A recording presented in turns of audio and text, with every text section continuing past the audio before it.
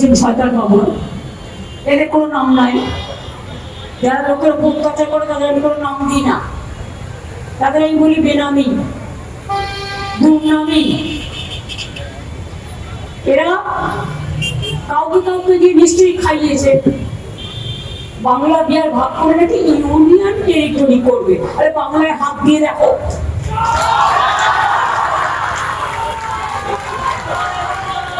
বলো বাংলায় হাত দিয়ে দেখো। ওদের ধান্দাবাজি হচ্ছে বাংলাটাকে ভাগ করা, আবার একটা বঙ্গভঙ্গ করা।